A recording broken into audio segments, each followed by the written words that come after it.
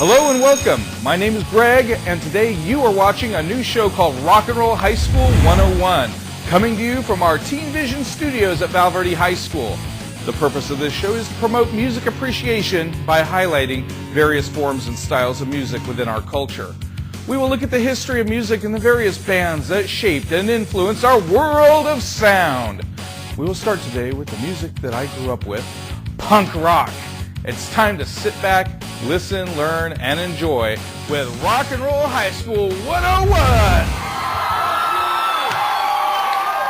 Who knows the magic words?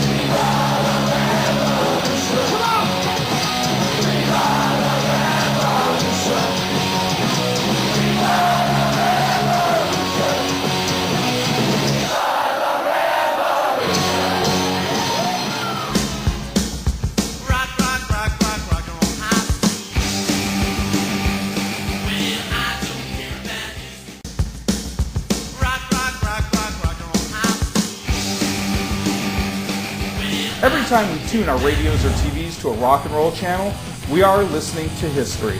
By listening to the music of everyone from Elvis to the Doors, Eminem, or the Sex Pistols, we can hear the influence of someone like Woody Guthrie or Muddy Waters, who in turn was influenced by many unknown folk musicians who came before them.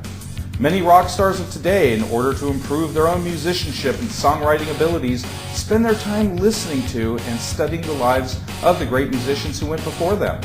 In this segment, we're going to look at the history and the bands that have left their mark on the punk scene.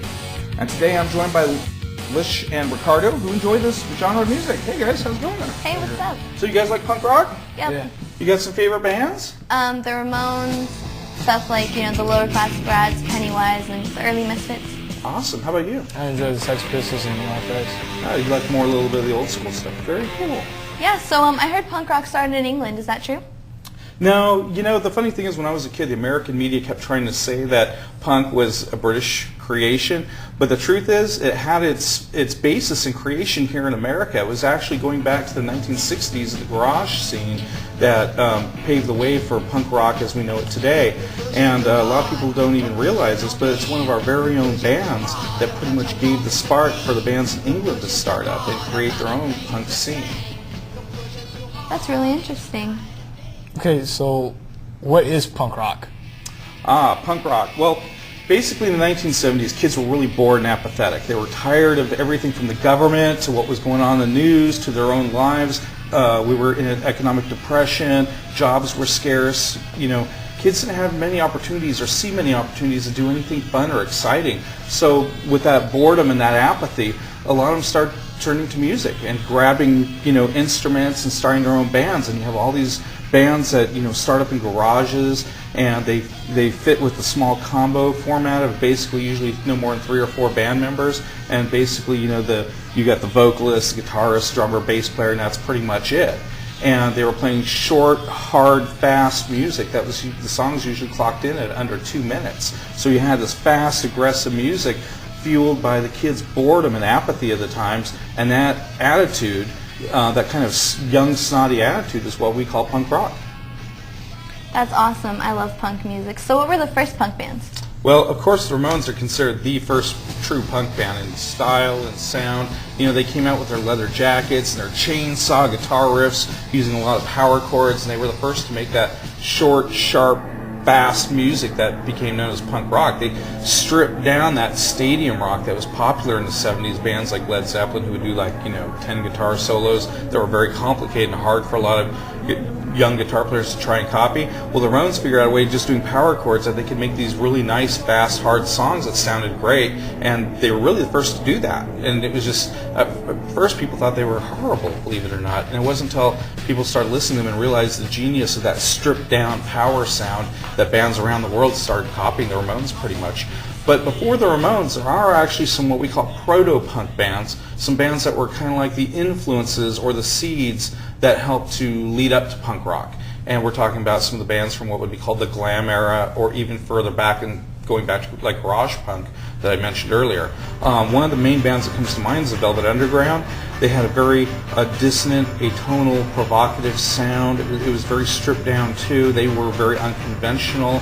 They came out with a lot of art.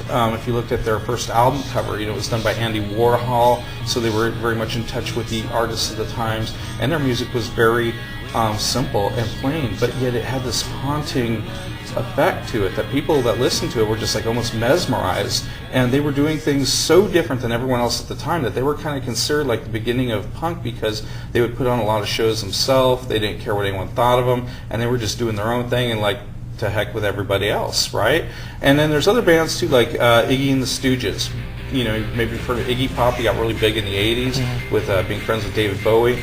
But in the 1960s, he started a band called Iggy and the Stooges, and they put out several albums in the late 60s that are considered just like really like the ground zero of what became punk rock. Some of his songs like Loose and No Fun, I Want to Be Your Dog, Funhouse, all those are just really great guitar crunching songs with a lot of attitude, and his performance. You hear a lot about punks and the way they perform. Well, Iggy would go on stage and do crazy things like he would take peanut butter and smear it all over himself and run around the audience, or he actually was probably the first musician to ever do crowd surfing. There's all these videos of him throwing himself out to the audience and people holding him up, and people had never seen that before, and they're like, wow, this guy is just insane. And so his attitude and sound were kind of like I say, some of the beginnings that led to punk. Now, some of the other bands that are cited as necessary evolutionary steps toward the creation of the punk scene include bands like the MC5, the Seeds, the Standells, Suzi Quattro, and many glam bands of the early 1970s like the Sweet, David Bowie, T-Rex, Mott the Hoople, Alice Cooper, the Berlin Brats, the Runaways, and most importantly, the New York Dolls, to name just a few. All the previously mentioned bands influenced the band that is considered the true originators of the punk sound, as it would become known around the world, the Ramones, like I told you before, who started in 1974 and released their first album in 1976. The Ramones could barely play their instruments when they started, but that didn't stop them from creating a minimalist and loud rock sound that was punctuated by rapid-fire machine gun-like bursts of guitar and simple and catchy lyrics. Their first album was so unlike the hard rock-ridden world of music at the time that it flopped commercially. Nobody wanted to buy it. The average people wanted the 15-minute guitar solo-filled songs that bands like Led Zeppelin had to offer, and were quick to discount the 1 to 2 minute songs that the Ramones blasted out in quick fury. As fate would have it, genius will not be ignored, and the Ramones found themselves playing in England during the summer of 1976. And it was at one historically important show at the Roundhouse on July 4th, 1976, where British kids first saw the Ramones, and then ran home and created their own punk bands, stemming from the sounds that they heard that night.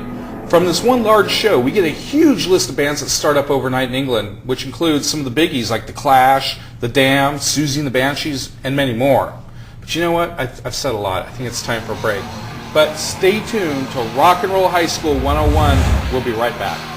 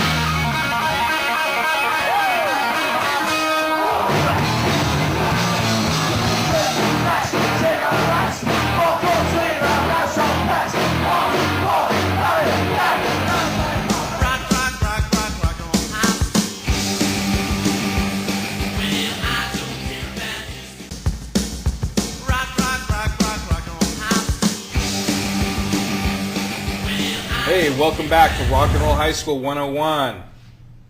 What's next? Well, I've heard a lot about the Sex Pistols, but are they really the first British punk band?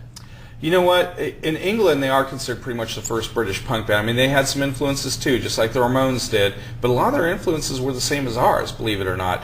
They had a manager, a guy named Malcolm McLaren, who actually came to the United States in the early 70s, and he learned about the New York scene that was starting up, bands like Blondie, the Ramones, the Talking Heads, and he was bringing those records back to England and playing them for these guys before they started their band. And he actually brought over New York Dolls records too, that glam band I was telling you about. And it was from those bands that the guys who formed the Sex Pistols, they were listening to that stuff, and Malcolm McLaren actually was instrumental in getting those guys together and saying, look, you should be in a band, you should be in a band, you should be in a band. And he brought them together and said, here are the good records, this is what you should be listening to, and this is what you should be doing. And Johnny Rotten's very first interview with Malcolm McLaren, his audition, if you will, he actually made Johnny Rotten, he put some money in the jukebox and played Alice Cooper's 18, and Johnny had to sing along with Alice Cooper. So we have these influences there, but the Sex Pistols kind of took the British fashion styles of the time, the kind of bondage wear and leather and the safety pins, and added that in along with their own political take on things. But yeah, the Sex Pistols, definitely, they were pretty much the first British punk band. So punk bands, did they just start all over the country, or was it mainly just America and Britain? Oh, you mean all over the world? Yeah, wow. It was kind of like the shot heard around the world, so to speak. Believe it or not, and it's really hard for people to imagine because punk in the early years, the first couple of years got like a lot of media attention, like the Sex Pistols and the Clash were all over the TV and newspapers and things like that. But after a while, people got tired of that and didn't want to hear it anymore. They thought a lot of those bands were just kind of disgusting and snotty, and a lot of the people were just like, yeah, we don't want to buy more magazines with punk stuff. But the young people like instantly fell in love with it, and in every country, punk bands started sprouting up. I mean, in Spain, you've got these amazing bands like Escorbuto, Vulpes, Desechables, and tons of other bands that just start up overnight because they get into punk. Bands in Sweden, there's a ton of bands that are like Epigrone. There's bands in Finland, Epu Normale. There's bands like all over Europe, and it's just really amazing because like every kid around the world, even in Asia, Japan, kids were hearing about punk rock, didn't quite know what it was, but yet they were going in their garage and trying to make something that was hard, fast, and loud because they knew punk had to be hard, fast, and loud, and they were creating their own unique sounds. So a lot of times no two bands sound the same. Like some of my favorites from Japan would include like the Stalin, and there's a group called Anarchy, and there's another group called the Blue Hearts, who came a little bit later, and just a lot of great bands. Friction, another great band from Japan. Bands in South America. We got bands in Brazil like Olo Seco. We got bands going down Argentina, Colombia. It really was all around the world. They're even discovering now that there were bands that started places like China and Russia that were behind the Iron Curtain during the time because it was still communist times, and there were bands that were secretly trying to play that would actually like have to smuggle cassette tapes out of the country just so people could hear their music. So yeah, punk was everywhere around the world, and we're still learning about it today and discovering some of these bands that existed. Did all punk bands like get record deals? No, the funny thing is like in the beginning years of punk rock, everyone, like I said, there was this intense media exposure. All the newspapers and magazines and TV were like interviewing the bands and everyone that had anything to do with punk rock. But it was the very first few bands in England that got signed that made the biggest headlines. So the Clash, the Sex Pistols, Susie and the Banshees, the bands you really heard a lot about, the Damned. They all got record deals early on, but it was only within the first couple of years. And again, those bands a lot of times upset the record companies. They did things that made them mad, or they were just afraid that parent groups and church groups were getting down on those bands because they thought that they were destroying the youth at the time. So little by little, with all the intense pressure from these groups, the record companies weren't signing punk bands anymore. They got scared to. So it was only really the first few bands that really got signed to major record deals. But because of that, they create this thing, and they didn't really create it this time. It's called DIY, the do-it-yourself ethic, where bands were like, you know what, we're not going to get a major record deal, and we don't care because we're not about that anyway. That's bands like the Eagles, The Who and stuff like that. We're young kids, we want to do things ourselves, and a lot of times these bands would start up their own record labels, press their own records, and put them out themselves. And you got that whole thing called the DIY ethic that starts up. You know, it came even before that, but punk really blew out of proportion where people realized, hey, I can make my own magazine. I can start my own band. I can put out my own record. I can be a photographer. I can be a journalist. I can do whatever I want. That it's at that time that DIY really becomes big because these bands have to get creative. How are we going to do this? How are we going to pull it off? Because there were no backers. Because some of the earlier DIY, labels and groups of the 1950s would find backers somewhere, but when punk came around, remember, I said that nobody wanted to touch it. So they had to get more creative, and that's why DIY seems like such an integral part of the punk scene today, and why it seems a lot of times like punk's what created it. It's a good question. We've talked for quite a bit, though. I think it's time that we go, let's take a look at some clips. I brought in, here's the Buzzcocks, one of England's very first punk bands, playing at Sunset Junction just a few years ago. So let's check out the UK punk scene.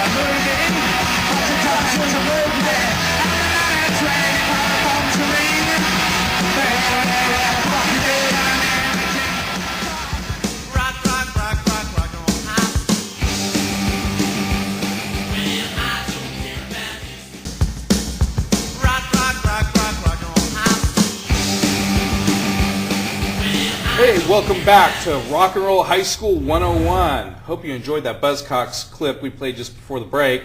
So, we've got some more questions, right? Yeah. What's I can up? see what Pogo is in like the earlier videos, but what is slam dancing?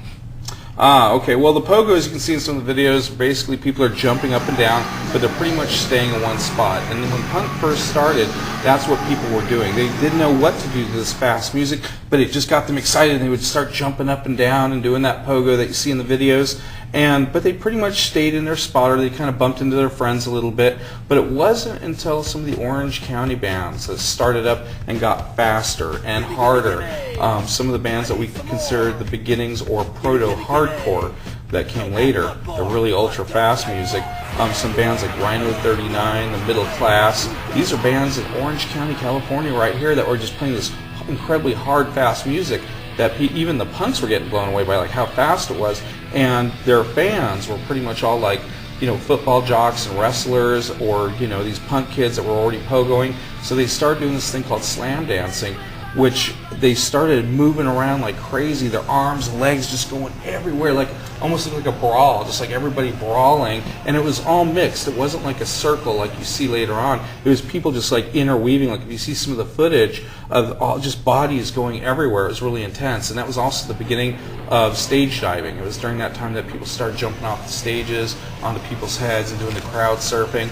Later on, it's not until the mid-'80s where we get into, when heavy metal and speed metal and thrash starts coming in, and hardcore's actually kind of going out a little bit, that we start getting to what's called moshing, and that's what you guys call today is the mosh or moshing.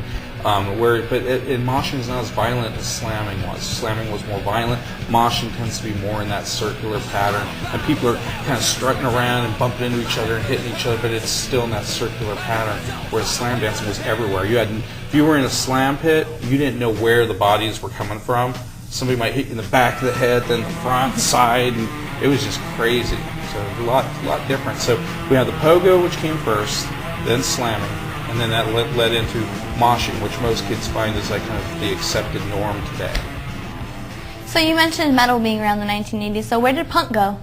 Well, basically, after about the early 1980s, punk started dying out. I mean, new styles were coming on board. You got to think alternative music before the late 1970s in punk rock, there wasn't much alternative music. It was very rare. Punk was like this big new thing. And then other genres started up. New wave and was another genre, they call it. And then later on we started getting heavy metal, thrash, speed metal, hardcore, and we started getting all these factionalized names for the different genres of music, and each one's a little bit different. There was the goth scene, and later on, you know about grunge and emo, and sometimes even called screamo, or what they call hardcore nowadays, is actually different than the original American hardcore. It's actually two different hardcores, so it's kind of weird because when I talk to people about hardcore, I've got to like figure out which hardcore are you talking about. But yeah, punk kind of died out and metal became big, and that's where moshing really took over. And then a lot of the punk, even in the mid-'80s, had a metal influence. I know what metal, pop, and rap are, but what is hardcore? Like, I would like to understand both of them. Oh yeah, well hardcore, like I said, those Orange County bands, they were the Rhino 39, the middle class, and this group from Washington D.C. called the Bad Brains, or some of what they call the proto-hardcore groups, who were the first to just make the music even faster. I mean, we're going from maybe 180 beats a minute to like 250 beats a minute, where just the sound is just getting faster. The drummers are getting more intense, the power chords are getting faster. It's just really sped up. The crowds are getting, they're doing this crazy slamming. Everything's faster and harder than it was even during punk. And that was basically what hardcore was. And it was a little bit different attitude, too, because people started getting a little bit more almost militaristic about it. That's where you start seeing the kids with the shaved heads and the leather combat boots and the chains and spikes coming out. That's all part of the hardcore scene. And then, later on, that kind of, like I said, dissolves. And then you kind of get all these other styles that we have today. So it's a little bit different than punk. A little bit harder, faster, meaner, tougher. So I'm a really big supporter of the Southern California new hardcore scene, but is it just in Southern California, or is hardcore everywhere? Well, hardcore, like I said, we had these proto-hardcore bands that started up in Orange County, but it was everywhere. I mean, and the East Coast was actually bigger on hardcore than we were here in California. It just went crazy in New York, places like New York, Washington, D.C., even places like Ohio.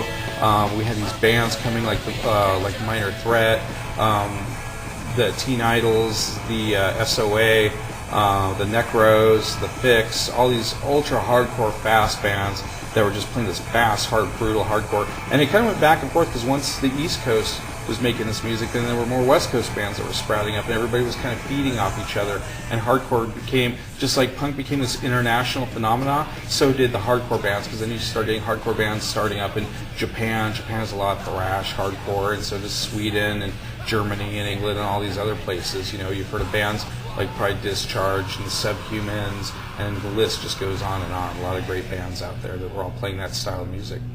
So, any other questions on punk rock? Basically, where did you get your punk rock, start being out here from Southern California? Interesting. Well, I actually started by my older stepbrother and stepsister. They were listening to the records already, and they would spin them for me and say, the old vinyl records, they would put them on and say, hey, listen to this, Greg, listen to this. And I remember the very first time I heard some of the bands like Sham 69 from England, or the Bags from LA, or the Eyes from another band from LA. There's a song called Disneyland that was just phenomenal, and it got me at an early age. I started listening to punk very young. I was probably about 9 when I started listening to it because of my older stepbrother and stepsister. And my older stepbrother was actually in one of the first bands from Orange County. So he really influenced me and got me into it. And it's interesting because my stepbrother still hangs out with his old buddies from back then, like TSOL. Those are some of his friends. So yeah, I just kind of grew up with it. And it's interesting because I grew up listening to punk, my whole life, and it's just been recently that I've been branching out and listening to more rockabilly and swing and other kinds of cool music, and even listening to stuff from around the world. But punk, a true first love. Good question. Yeah, well, I think I'm done with my questions, Ricardo. I'm good. Okay. We could talk about punk all day long. There's lots of great things and lots of great stories we could share, but we've got to save some of those for another episode. So please stick with us again for our next episode of Rock and Roll High School 101, where the next episode, you never know what it'll be, but I'm going to give you a little heads up. The next one will actually be on rockabilly music of the 1950s leading up to today. So please stay tuned to Rock and Roll High School 101.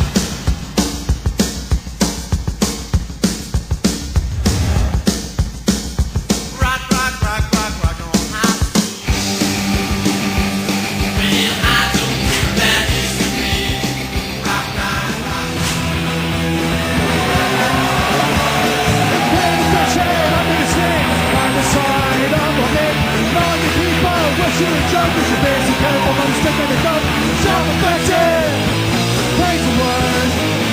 Self-afflicted, hence the word.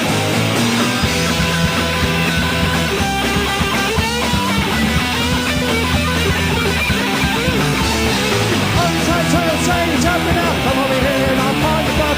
Learn to say shit, cut of the break. Try and burn out another way. Self-afflicted, praise the word. Self-afflicted, it's the word.